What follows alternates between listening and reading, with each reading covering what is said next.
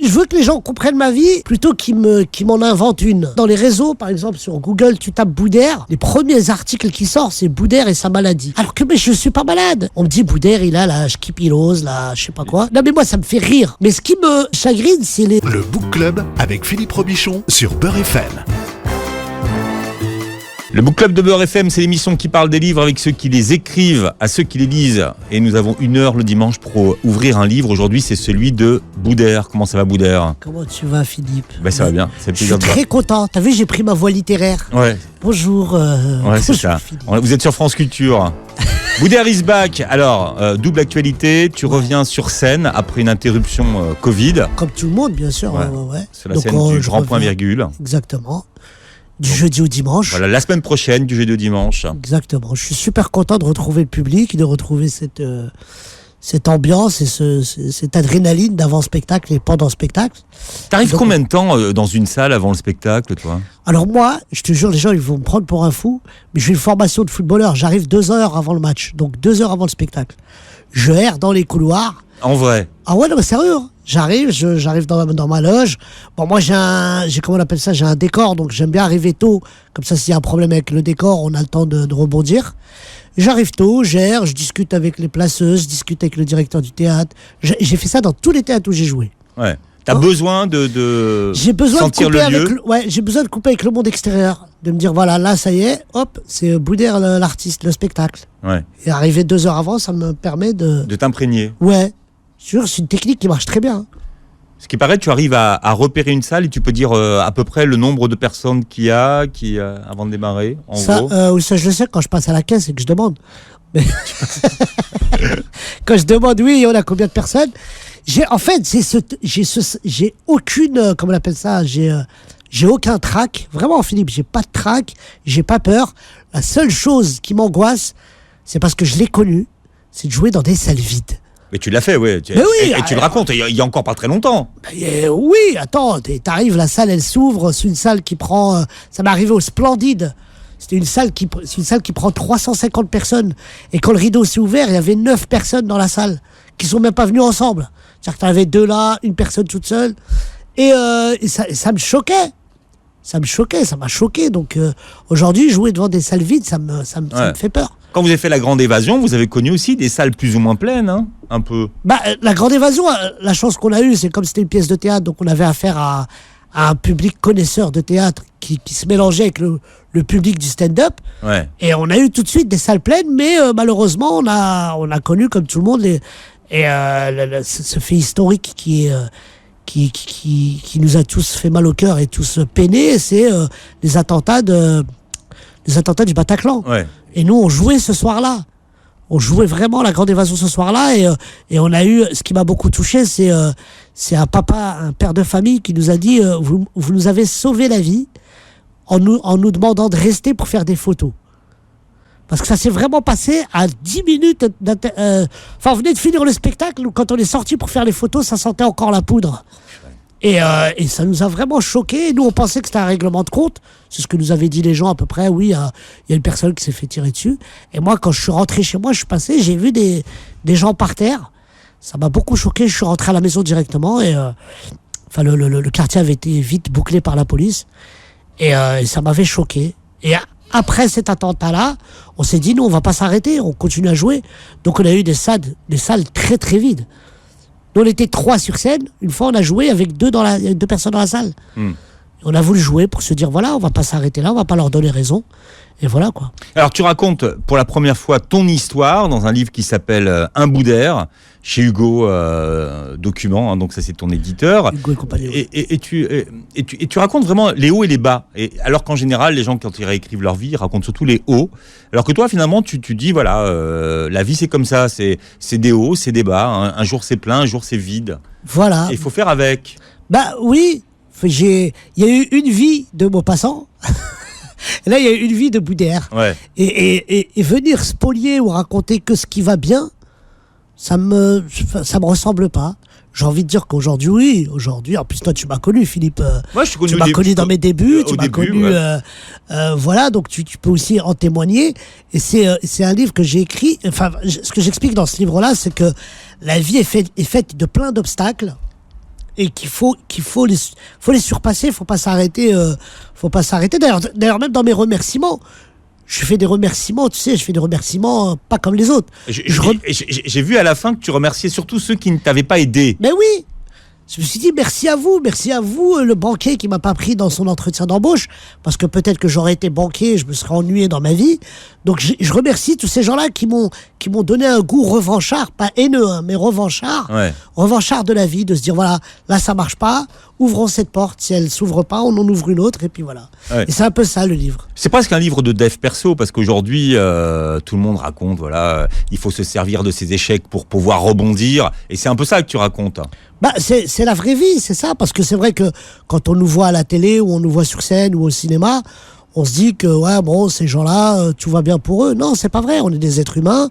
Quand le spectacle s'arrête, on rentre dans nos vies privées, on a des obstacles, et des obstacles même dans le milieu artistique. Donc, voilà, un exemple, le Covid, c'est un obstacle. Tu vois, donc il va falloir qu'on reprenne de l'air pour avoir un nouveau bout d'air, tu vois. Ouais. Et tout le livre, c'est ça, c'est mon autobiographie, voilà, de ma naissance à aujourd'hui. Oui, alors à la naissance, justement, tu manquais d'air. C'est ce que tu racontes, mais bon, t'étais pas là le jour de ta naissance. Qui c'est qui te l'a raconté, cette scène que tu racontes avec ta mère qui va accoucher, il y a du monde, il y a un match à la télé, le toubib, c'est pas vraiment un toubib, et toi t'arrives. C'est pour ça que dans le livre, je fais parler ma maman, parce que c'est elle qui m'a raconté ça. C'est ma mère qui me raconte, qui me dit, voilà, j'étais enceinte de toi et j'étais sur le point d'accoucher, mais comme elle est issue d'une famille où il y a beaucoup d'enfants, donc un accouchement en plus, c'était pas le premier enfant qui arrivait dans la famille. Ouais. Il y avait déjà eu ses sœurs avaient eu déjà plein d'enfants, mes tantes avaient déjà eu plein d'enfants. Donc pour eux, c'était un accouchement banal. Et ce jour-là, il y avait l'équipe du Maroc qui jouait. C'était la Coupe du Monde 78. Donc c'était le centre d'intérêt de toute la famille et pas l'accouchement ou l'arrivée de bout d'air, tu vois. Mais comment j'ai réussi à tirer la couverture vers moi, envers ma famille, c'est le fait d'être né asthmatique. Alors ici en France, l'asthme, c'est un truc c'est simple, mais moi je vous parle de 1978, l'été 1978, il fait 45 degrés. Au Maroc, et même pas au Maroc, au Maroc, mais dans un village perdu du Maroc, enfin dans un ancien oasis. Personne connaît ça. Le docteur qui vient, il est docteur, mais il est aussi mécanicien, chauffagiste, placoplâtre, plombier, il fait tous les métiers du village. Vétérinaire aussi bien. Vétérinaire aussi, ouais. C'est pour ça qu'à un moment donné, il me confond avec un mouton. Mais c'était marrant. Et je trouvais ce récit tellement touchant. Et je me suis dit, tiens, il faut que je raconte ça. Je peux pas raconter autre chose, je peux pas mentir. Et c'est ta mère qui te l'a raconté. Et c'est ma maman qui me le raconte. Alors, il y a aussi, il y a le moment, alors, tu as de l'asthme, hein, tu arrives, tu suffoques. Et là, on dit à ta mère que tu vas pas survivre. Le docteur dit oui, cet enfant ne passera pas l'hiver. Et il y a ton père quand même qui dit non, c'est pas comme ça que ça va se passer. Bah, mon père est ici en France, il travaille, c'est un jeune immigré qui travaille. Avec ma maman, ils avaient déjà eu mon grand frère. Et pour lui, c'était la naissance d'un deuxième enfant. Il était tellement content d'avoir un deuxième enfant qu'il n'avait pas encore vu parce que lui, il était ici en France. Et quand on lui apprend, alors on lui apprend avec les moyens de l'époque, hein, Philippe. C'est pas il n'y avait pas de téléphone portable. Pas de texto, pas de téléphone. On lui apprend avec une lettre. C'est-à-dire déjà que la lettre, elle arrive 1 mois après ma naissance. Tu vois, c'est fou, quoi. Alors, quand on pense à ça, oui, aujourd'hui. Quand on pense à ça, voilà. Donc, je suis né en août. La lettre, je crois qu'elle arrive début octobre. Et le médecin avait dit, décembre, normalement, il n'y a plus de bout d'air. Ouais. Et mon père, quand il lit la lettre, il répond de suite. Il dit, non, mais ça n'existe pas, ça. Moi, je suis en France, je vais tout faire pour vous ramener. Et cet enfant va vivre. Et la chance que j'ai, à ce moment-là, c'est que j'ai un cousin qui va arriver au bled pour passer les vacances. C'est mon père, au lieu d'envoyer par poste, il lui dit, tiens, la première chose que tu fais quand tu arrives au village, tu donnes la lettre à ma femme. Et bon, à l'époque, on mettait 4 jours pour arriver en Maroc en voiture. Et 4 jours après, ma mère avait la lettre dans les mains. Et il lui a dit, voilà comment il faut que tu fasses pour venir à Paris. Et tout ce périple-là... Et ta mère accepte, qui n'a jamais quitté son village, qui n'a jamais pris l'avion, qui ne sait même pas où c'est Paris, accepte de quitter sa vie pour te soigner, en fait. Mais ma mère, c'est une maman, avant tout. Avant d'être la femme de quelqu'un, c'est aussi... c'est la femme de mon père, mais c'est aussi une maman. Une maman qui... tu sais, une maman, si tu lui dis ton fils va mourir, si tu lui dis, écoute, il faut partir en Indonésie à pied, pour qu'il vive. Je connais pas une maman qui va pas le faire, quoi. Et ce qui était assez touchant et rigolo en même temps, parce que c'est toujours ma maman qui le raconte. D'ailleurs, je le dis dans le livre, je l'écris en disant, je vous laisse ma maman vous raconter. Quand elle raconte l'avion. Ben oui, mais parce que, Philippe, dis-toi bien qu'elle était dans un village où il y avait que 3 rues et que tout le monde se connaît. Il y a pas d'obligation de monter dans une voiture ou dans une monture pour se déplacer, parce que le village était tout petit. Et d'un coup, on lui dit, tu vas prendre le car, tu vas prendre la voiture, tu vas prendre l'avion pour arriver dans un pays étranger dans lequel il va falloir que tu comprennes une langue étrangère. Donc tout ce périple-là, je trouvais ça... puis c'est un hommage que je rends à tous les parents. Moi, je suis surtout, dans tous mes spectacles, j'aime pas me moquer de mes parents. Tu dis mes parents, c'est héros en fait. C'est des héros. Je peux pas me moquer de ma maman qui sait pas parler français, alors qu'elle a réussi à prendre tous les rendez-vous chez le dentiste, chez le pédiatre. Elle allait à Necker tous les matins. T'as passé combien de temps à l'hôpital, toi ? J'ai passé 1 an. 1 an parce qu'il y avait des problèmes de respiration, des petits poumons. Je devais être bébé éprouvette, mais bref. Au village, j'avais pas d'éprouvette. J'ai failli finir dans une bouteille de Fanta. Et donc voilà, et tous ces petits... 1 an quand même, c'est énorme. Ouais. Mais ce qui fait serrer le cœur, c'est que quand t'arrives et on te retire ton enfant, on te dit rendez-vous dans 1 an. C'est maman, quand le docteur vient la voir et dit donnez-moi votre fils, et il lui rend plus. Non, mais c'est un vrai choc, quoi. L'hôpital des enfants, l'hôpital Necker. L'hôpital des enfants malades, à Necker. Et aujourd'hui, que je suis artiste, reconnu, tout ça, t'y vas ? Je suis super fier d'y retourner et de faire mes spectacles pour les enfants malades là-bas. C'est une sorte de... Je suis super content. C'est aussi un remerciement. D'ailleurs, je remercie aussi la France parce que... Et puis, parmi les vrais remerciements, il y a ce pédiatre Monsieur Bonbon, que tu appelles. Bah oui, parce que tu sais, quand t'es petit, tu te rappelles des gens qui n'ont pas été gentils et tu te rappelles des gens qui ont été très gentils. Et Monsieur Bonbon, qui est le professeur Marotto, qui nous a quittés, qui est décédé d'ailleurs l'année dernière, je me rappelle de lui parce qu'il nous donnait des bonbons. Tu vois, et nous on l'appelait Docteur Bonbon. Tu sais, il avait ce truc avec les enfants de se dire, bon, pour que les enfants n'aient pas peur de ma blouse, tiens, une petite sucette, tiens, un petit carambar, tiens. Tu vois, et je me rappelle de ce docteur-là qui me disait, voilà, je vais tout faire pour... parce qu'un jour, je lui dis, docteur, je veux faire du foot, mais je suis très petit. Il m'a dit, t'inquiète pas, je vais tout faire pour que tu grandisses. Il m'avait donné des petites ampoules. Je racontais qu'il vous donnait des ampoules à prendre pour la croissance. Pour la croissance. Voilà, et ça, c'est ma vie, quoi. Vous êtes arrivé au 1m60 quand même. Facile. Oui. Tu vois, en été. En hiver, je fais 1m57. Non, mais oui, je suis arrivé au 1m60. Et j'étais super content, quoi. Mais voilà, quand on est petit, on s'accroche à des espoirs, on s'accroche à des paroles, et c'était ça, quoi. Voilà, Boudère, tu es en train de montrer ton livre. Ah oui, pour pas que les gens se trompent. Voilà, premier livre, parce que l'émission est filmée. Disons, il y a un budget blouson, c'est ce que je te disais en arrivant, parce que tu as beaucoup de blousons. J'ai une histoire avec ces blousons. Tu racontes ? Ouais, je te raconte, c'est l'histoire d'un gamin qui est d'origine marocaine, qui a grandi et qui vit au Sénégal, et qui a inventé, qui fait des blousons Watts. Tu vois, et avec ce fameux tissu. Ce fameux tissu. Ouais. Je suis tombé amoureux de ce truc-là, et 20% des bénéfices vont à une école, pour la construction d'une école à côté de Dakar. Donc voilà, j'ai créé, entre guillemets, ma marque avec lui. D'accord. Ça s'appelle Petit Dakarois, by Boudère, quoi. Donc on trouve ça où ? Sur Internet, dans les boutiques. Et voilà, il a une collection spéciale Boudère. Cette collection-là, il y a 20% qui va pour la construction des écoles à Dakar, dans le village dakarois. Bien. Donc, double actualité... Tu sortes ton livre, ton premier livre. Ouais. Ça change de statut d'avoir un livre, parce que tu vas aller dans les émissions, tu vas parler de ta vie.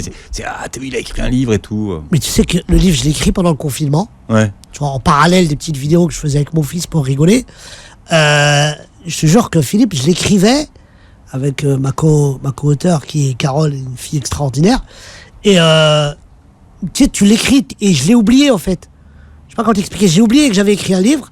C'est ça que mon éditrice m'appelle, elle me dit, Boudère, ça y est, on a reçu le livre en pochette, en vrai.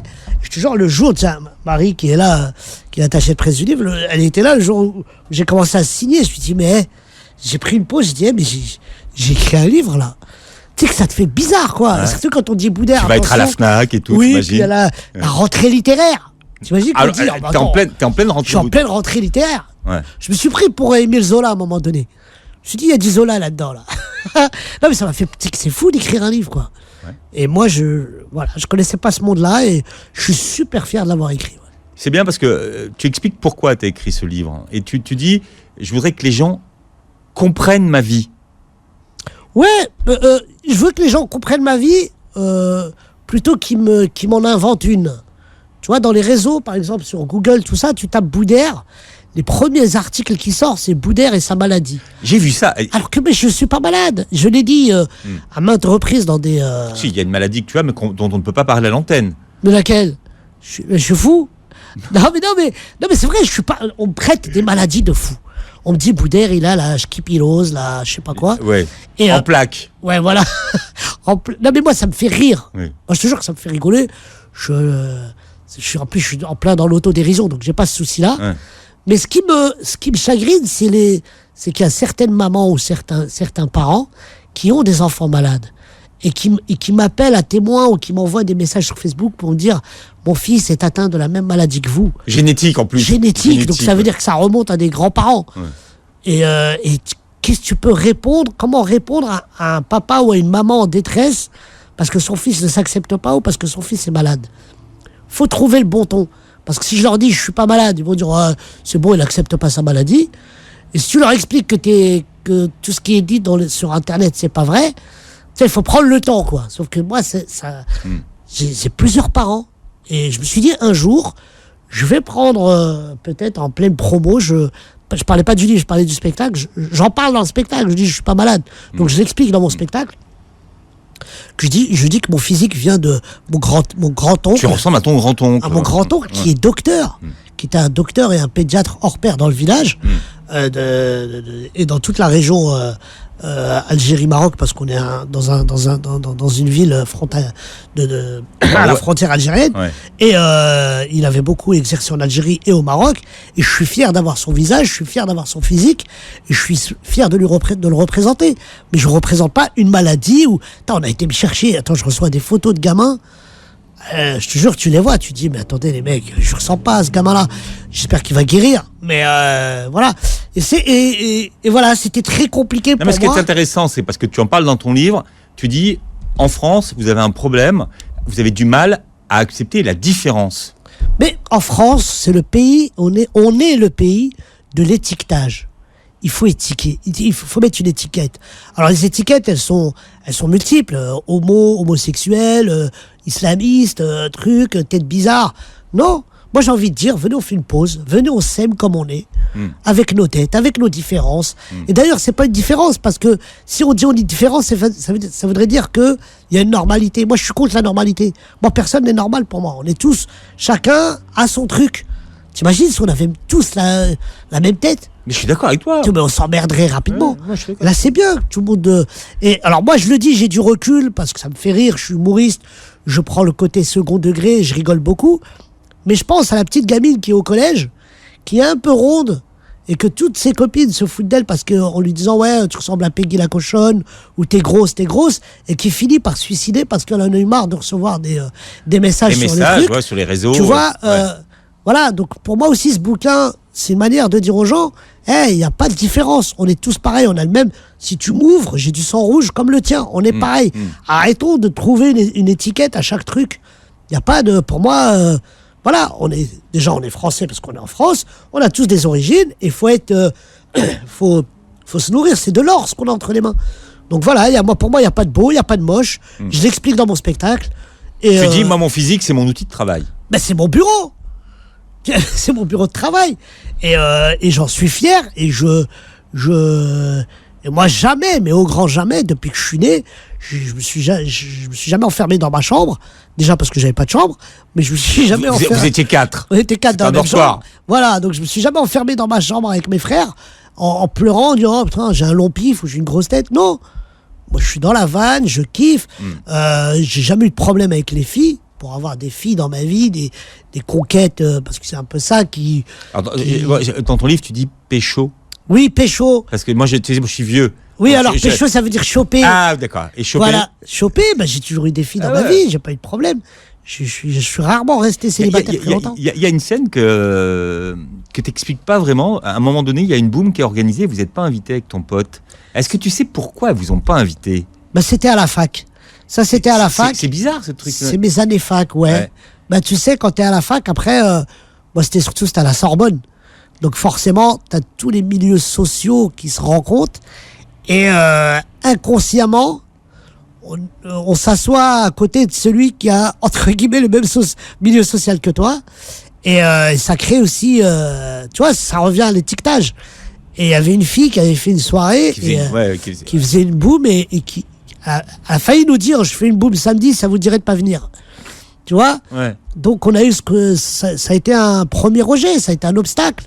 Je me suis dit, merde, déjà, à la fac, quand je suis arrivé, il y a des gens qui me parlaient tous les matins et qui voulaient être mes potes et je comprenais pas pourquoi. Je me suis dit, mais je les connais pas ces gens, pourquoi ils viennent me dire?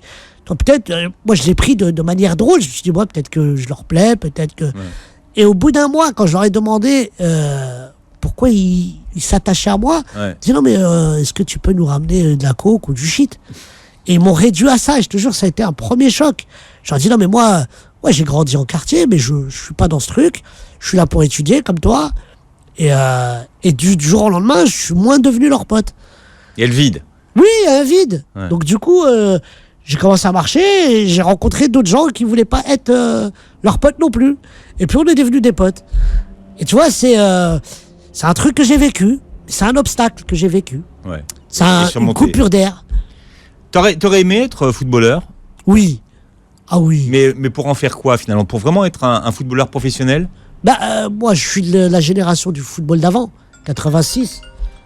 Ouais, Maradona. Maradona. Tu cites, t'as des références qui datent un peu quand même au niveau des... Oui, parce que je suis né en 78, j'avais 8 ans, pendant la grande Coupe du Monde 86, où la fameuse équipe marocaine, elle avait été hyper loin avec Aziz Bouderbala, dont je porte le surnom. Et oui, j'aurais voulu être footballeur parce que le football de l'époque me plaisait énormément. C'est pas pareil qu'aujourd'hui. Aujourd'hui, t'as des gamins qui veulent devenir footballeurs pour avoir des sous, avoir une Porsche et des gonzesses.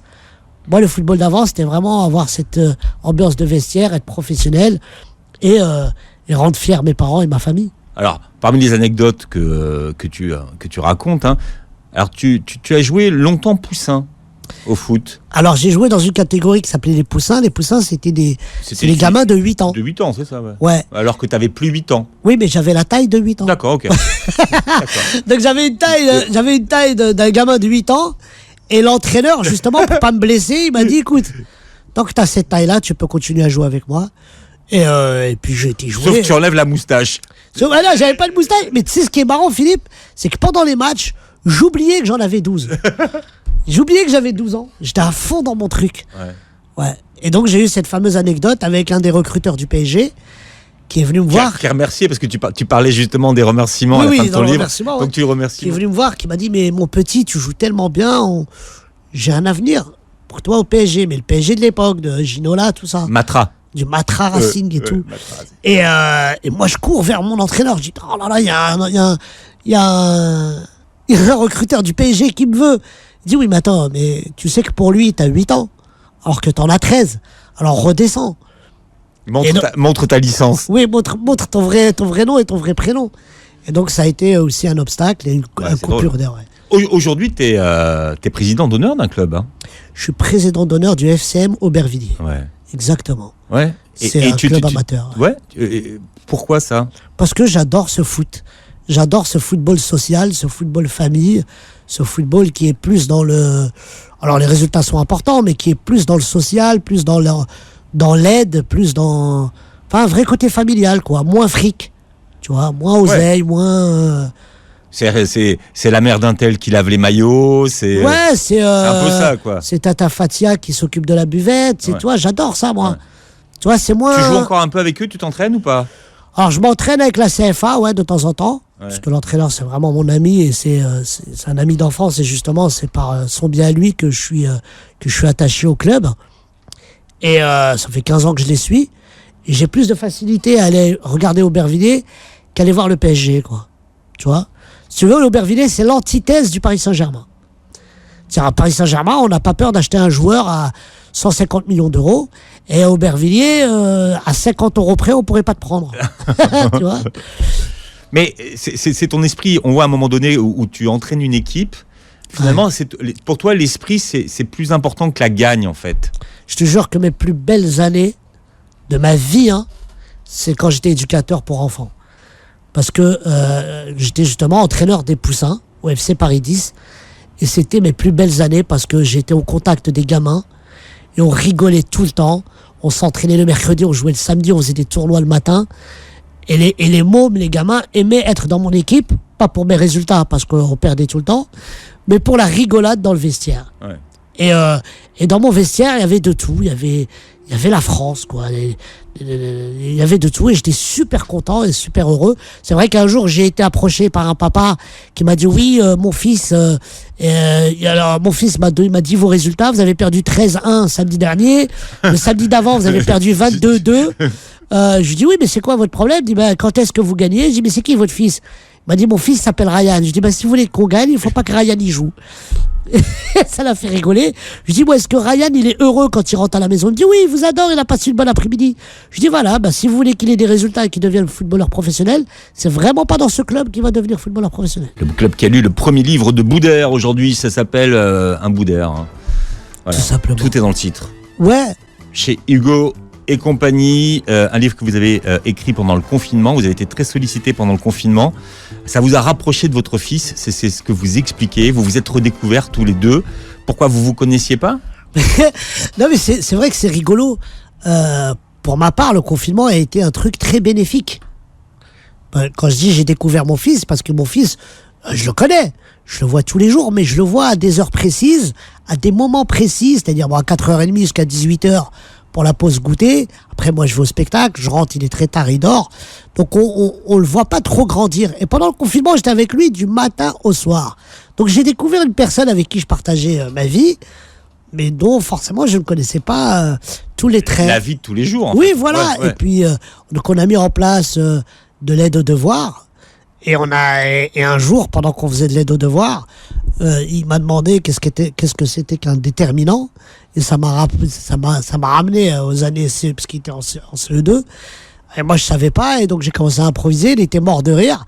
Et je lui ai dit, tu sais quoi, on va filmer ce truc. On va le mettre sur les réseaux et on va s'amuser, quoi. Et on savait pas que ça allait presque additionner presque 6-7 millions de personnes. Waouh. Ouais, vraiment. Ça avait même intéressé le président de la République, qui m'a écrit, qui m'a dit... je te jure, c'est vrai. Emmanuel Macron. Ouais. Ça a été écrit comment? Il m'a envoyé en fait, il y a une photo dans laquelle on le voit en train de rire, en train de regarder une de mes vidéos, alors que le pauvre, il y avait des moments où c'était pas très drôle. Ouais.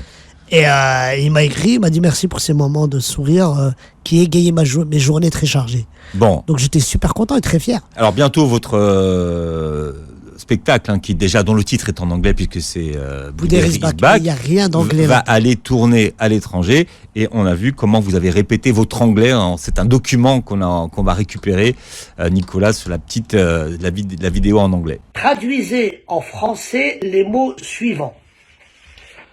Alors, lisez les mots en anglais. A bag. A bag. A bag. A bag. Alors, a bag, c'est simple. A bag, c'est quand tu veux te marier avec une fille, tu lui offres. Une bague. Voilà, a bag, c'est la bague. Voilà. Where do you live? Alors, where ça veut dire où. Quand tu dis où, c'est où. Do you live? Live, c'est le live. Et quand il y a un match de foot, il y a les rediffusions et il y a le live. C'est le live, c'est en direct. Alors, quand par exemple, tu as la télécommande et tu cherches où le match qui est en live, tu dis where do you live? Where do you live? Après, ton copain dit hey, in Canal+. Quand c'est sur Canal+. Vas-y, et là. Where is your book? Where is your book? Alors, where, c'est où? C'est l'anglais, c'est toujours une langue où il cherche où.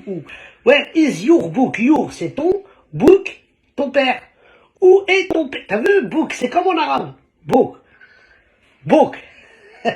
Et si c'était avec un C, ça aurait été le book. Where? Il est où ton book? Il est là. Et where is your book? Avec un K.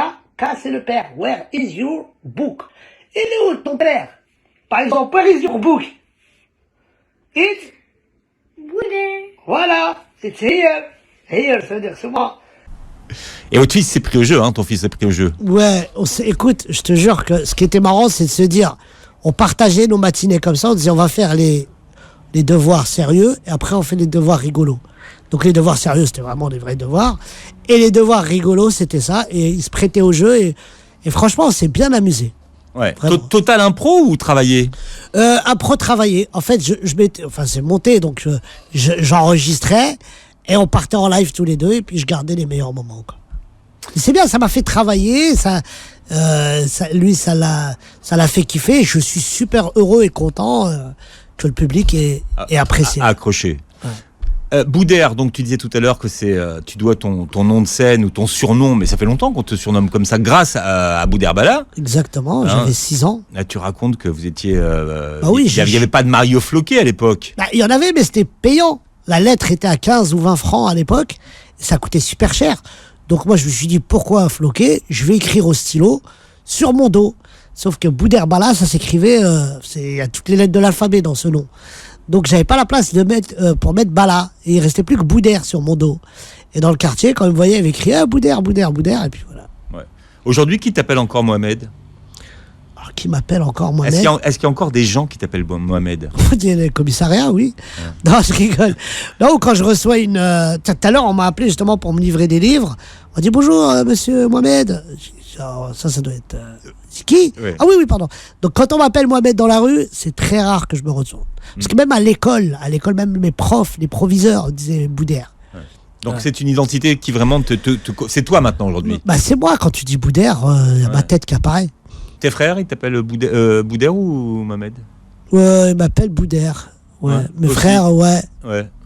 Mais entre frères, on se dit grand frère, petit frère, on s'appelle comme ça, mais en arabe, quoi. Roya, on dit Roya. Ouais. Dans ton livre, tu t'expliques un peu les relations que tu as avec tes frères, hein, et le pacte qui vous unit. T'as combien de frères? J'ai 3 frères. Ouais. On est une famille de 4 garçons. Et on a un pacte très fort parce qu'on est une famille très soudée. C'est-à-dire que moi, mes frères m'ont jamais dit j'aimerais être comique ou j'aimerais m'occuper de toi ou faire ta mise en scène. Non, moi, mes frères, ils m'ont toujours dit écoute, fonce. Si un jour tu tombes, on est là pour te relever. Et c'est le pacte qu'on a entre nous. C'est-à-dire que moi, je suis le deuxième. J'ai un grand frère. C'est pas le grand frère, ouais. Non, mais j'ai les symptômes du grand frère. C'est-à-dire que moi, mon grand frère, il habite en Allemagne. Il est parti vivre là-bas avec sa femme et ses enfants. Et j'ai mes 2 petits frères dont j'ai été tout le temps responsable. C'est-à-dire le dernier, j'ai été son entraîneur. Celui qui est juste après moi, on est très, très, très complices. Mais on a gardé ce lien familial qui n'est pas basé sur le profit ni sur le... Non, c'est basé vraiment sur de l'amour et sur... Pas la dynastie, avec toi qui fait tourner toute la tribu, finalement. Non, pas du tout. Non, pas du tout. On n'est vraiment pas dans ce truc-là. On a été éduqués vraiment de manière... avec beaucoup d'amour. Beaucoup d'amour. Nos parents nous ont donné beaucoup d'amour. Je peux pas, sur scène ou même dans mes interviews, dire que mes parents étaient durs avec moi. Non. Mon père ne m'a jamais tapé. Ma mère ne m'a jamais tapé. J'ai pas connu cette violence qu'aurait peut-être pu connaître d'autres gens, mais je l'ai pas connue. Mon père, je raconte sur scène, mon père ne m'a jamais tapé, il faisait pire que ça. Il me faisait la morale pendant des heures et des heures. Mais c'est pire que taper un enfant, hein, parce que parle pendant 4 heures, c'est compliqué. C'est quoi, sur l'école, Sur l'école, sur le comportement, sur que vas-tu devenir dans la vie, sur le fait que je le représente quand je sors de la maison, que je représente l'éducation qu'il m'a donnée. Ah ouais. Donc je peux pas... Ah, t'es dépositaire de ça, en fait. Oui, bien sûr. Moi, je vous ai inculqué quelque chose.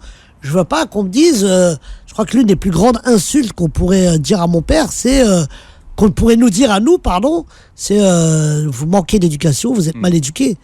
Parce que ça remet en question... T'as mal fait ton boulot, en fait. Ouais, bah oui, c'est surtout ça. Attends, c'est... quand tu auras un rapport, si on te dit c'est mal fait, c'est que t'as mal travaillé. Et ça, mon père ne veut même pas l'entendre. Il dit, moi, je vous ai très bien éduqué. C'est-à-dire, sur scène, je peux pas raconter une autre vie que la mienne. Dans ce bouquin, je peux pas raconter une autre vie que la mienne. Tu parles de ton islam dans ce livre, très sérieusement, et du rapport que tu as à toutes les religions, parce que toi, toutes les religions t'intéressent, finalement. Oui, toutes les religions m'intéressent parce que je suis musulman. Ouais. Et en tant que musulman, je m'intéresse à toutes les religions. Parce que moi, j'ai reçu une éducation musulmane. Mon père est quelqu'un qui fait des prêches encore aujourd'hui. D'ailleurs, il connaît très bien Abdelali et tout ça. Notre imam. Votre imam que j'adore. Hein. Et bientôt sur scène, il faut l'imam show. Mais voilà, j'ai reçu. Moi, j'aime pas dire j'ai reçu un islam. J'ai reçu le vrai islam, l'islam de la tolérance. Non, mais c'est ce que tu dis, c'est ce que tu oui, expliques. C'est ce que j'explique. L'islam, ta mère, quand elle le définissait, elle disait l'islam, c'est une religion de tolérance. De tolérance, de bon comportement, de bien se comporter envers les gens, d'être honnête, de ne pas voler, d'être carré. Après, bien sûr, il y a les éthiques religieuses. La prière, tout ça, c'est un truc qui est propre à la personne. Mais avant de prier, avant tout ça, il faut d'abord être un bon mec, une belle personne. Tu dis, il faut que ton voisin, il bouffe, quoi. C'est pas moi qui le dis, ça, c'est dans la religion musulmane. Nul ne peut être musulman, nul ne peut se prétendre être musulman si lui il mange à sa faim et que son voisin meurt de faim. Et quand on dit voisin, on précise pas voisin musulman, voisin de... peu importe sa religion, même s'il en a pas. Moi, j'ai grandi à la Grande Jaubel. Au premier étage, en face de chez moi, il y a une famille corse, chez PJ, Pierre Jean.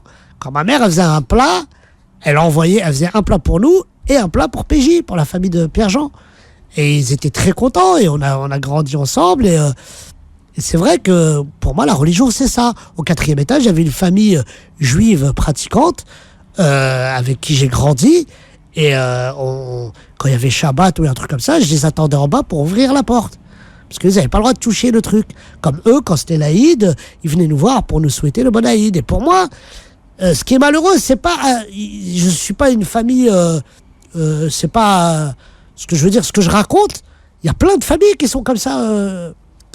Philippe. Mais c'est la majorité. Oui, c'est même tout le monde. Mais ce qui est malheureux... On parle que des autres. Ce qui est malheureux, c'est qu'on veut pas mettre la lumière sur ces gens-là. Moi, j'aimerais bien un jour être assis et regarder un enquête exclusif et on va dire, regardez comment vivent les familles françaises. Mohamed Sifawi est allé enquêter. Ouais, bah oui, fatigant. Mais alors, je l'invite, moi, à aller dans les banlieues où il y a des familles juives, des familles françaises d'abord, de religion juive, ou des athées, ou des musulmans qui vivent ensemble en harmonie, que tout se passe bien. Et ça, il y en a plein dans toute la France. Mettons la lumière sur ces trucs-là. Parlons des choses positives. Combien de temps on va vivre ? 80, 90 ans ? Essayons de kiffer cette vie. Tu manges bio, toi, donc c'est peut-être 100. Mais je mange bio, alors je mange pas. C'est pas vrai. Non, mais voilà, essayons de vivre ensemble. C'est ce que raconte mon livre. C'est exactement ça. C'est tout ce qui t'a été inculqué, ta colonne vertébrale. Exactement. Aujourd'hui, tu as envie de jouer quoi au cinéma ? Parce que tu racontes dans ton livre le kiff que ça a été pour toi de découvrir le théâtre. Ouais. De te retrouver avec un texte à jouer, du vrai théâtre. Et aujourd'hui, par exemple, tu auras envie de jouer quoi ? Aujourd'hui, moi, j'ai pas le syndrome Coluche. Tu sais, j'ai plein de copains comiques. Tu veux faire des sérieux, des rôles sérieux. J'ai pas envie de faire pleurer les gens. Je suis en train d'écrire un film, là, d'ailleurs, on a fini la première version, qui est une comédie dramatique, parce que c'est une comédie touchante. Ça se passe dans les hôpitaux. Et c'est pour ça que c'est touchant, mais c'est aussi très drôle. J'ai pas envie de faire pleurer, moi. Moi, mon kiff, franchement, si on m'écoute, si un réalisateur m'écoute, j'aimerais bien, moi, être un pirate. Moi, mon rêve, c'est de faire tout le temps rire les enfants. Voilà. Tout ce que je fais, tout ce que j'écris, tout ce que je mets en place dans ma carrière, c'est vraiment des trucs ambiance famille. Je veux que les parents, c'est ce qui se passe dans ma salle, les grands-parents, les petits-enfants partagent un moment en venant me voir ou en me lisant, parce que ça aussi, c'est un livre qui est facile à lire, même pour les enfants. Et donc voilà, mon kiff, c'est de faire rire les gosses. C'est vrai, hein. D'ailleurs, je parle de Dorothée, parce que Dorothée a été... Tu dis que t'es pas fan, en fait. T'es fan de personne. Non, j'ai jamais été fan. Franchement, j'ai jamais... même Aziz, j'aimais beaucoup Aziz Garbala, ouais. Mais voilà, Maradona, pareil, d'ailleurs, que j'ai rencontré. T'aurais pas couru pour un selfie. Non, j'avais pas ce truc-là. Par contre, la seule personne qui aurait pu me faire trembler, c'est Dorothée. Et elle est venue me voir un jour, me voir en spectacle, et j'étais tellement touché. J'en ai perdu mes mots sur scène, alors que ça m'était jamais arrivé. Dorothée du Club Dorothée. Bah attends, Dorothée. Ouais. C'était exceptionnel. Bah t'imagines, ouais. Le mercredi après-midi, il n'y avait pas un mec de quartier dans le quartier. On était tous en train de regarder le Club Dorothée. Elle avait vaincu la délinquance à elle-même. Non, mais c'était super, quoi. On galérait pas dans le quartier. Qu'est-ce que t'as dit quand vous êtes rencontrés ? Elle avait été... Bon, alors, écoute, elle était hyper émue. Et elle connaissait mon travail, alors que, ça m'a touché. Elle était hyper émue et touchée que je lui rende hommage. Ouais. Frédéric. Frédéric, et que j'aime et que j'embrasse très fort. Bien, la suite est dans ton livre Un bout d'air. De retour sur scène, puisque Boudère is back au Grand Point Virgule à Paris, donc à partir de la semaine prochaine. C'est du jeudi au dimanche à 21h. Le jeudi au samedi à 21h et le dimanche à 18h. Ah oui, c'est en après-midi, Ouais, c'est vrai, le dimanche. Ouais, c'est sympa. C'est bien. Comme ça, C'est t'as fini tôt. T'as fini tôt, tu rentres, tu te laves les dents, le lendemain, il y a école. Boudère sur Beurre FM. Merci d'avoir été avec nous. Merci Bon dimanche à tous.